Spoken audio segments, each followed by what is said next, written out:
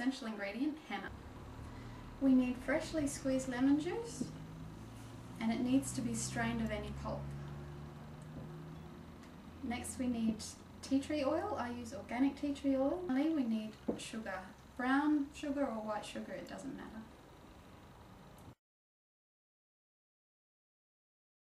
We'll add about 3 tablespoons of henna to the bowl. 3 tablespoons should be plenty for you and a few friends to make several designs with.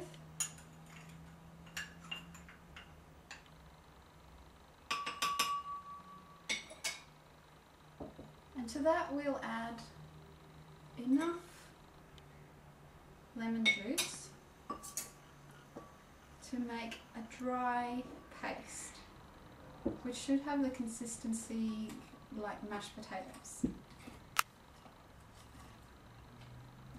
We stir it through, getting rid of the lumps. I suggest that you just add a little bit of lemon juice at a time, just to keep control of the consistency.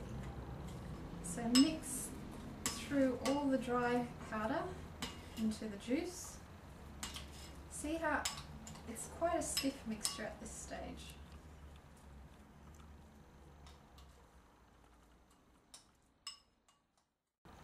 To that we add 2 teaspoons of tea tree.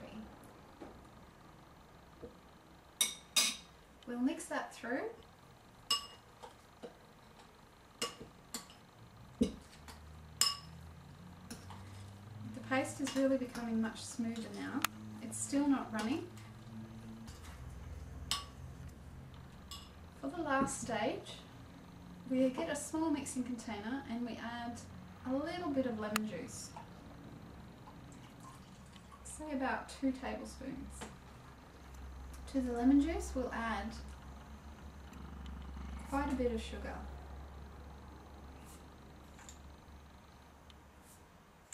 The aim is to make a sticky, syrupy mixture. So I've added probably about 7 or 8 teaspoons of sugar to this.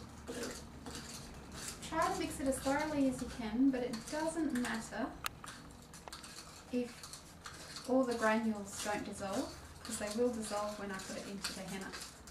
So just add small amounts of the syrupy mixture at a time. We don't want to make the mixture too runny and we don't want to make it too thick. So it's really important to do it a bit at a time. It's an important stage because if we have a mixture that's too thick, it won't pour from the cone or the applicator bottle. And if we have a mixture that's too thin, it won't create clear lines on your designs. It will just blur and run. Still too thick, but we're getting there. See how it's clinging to itself and pouring off the spoon. This will take a bit of experimentation over time before you get it perfect. And each person tends to have a different, slightly different preference. And it also depends whether you use a cone or an applicator bottle, how thick you like. So the consistency now is pretty good. It's somewhere between toothpaste and warm honey. See how when you pour it on itself, it doesn't sink in like a liquid would. It remains raised for a few seconds. That's a good sign that you've got a pretty good consistency there.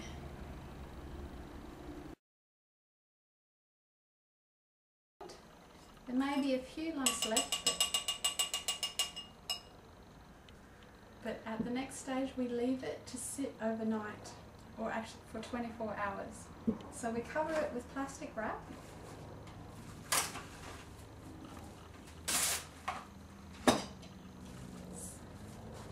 And we leave it in a warm, dark place.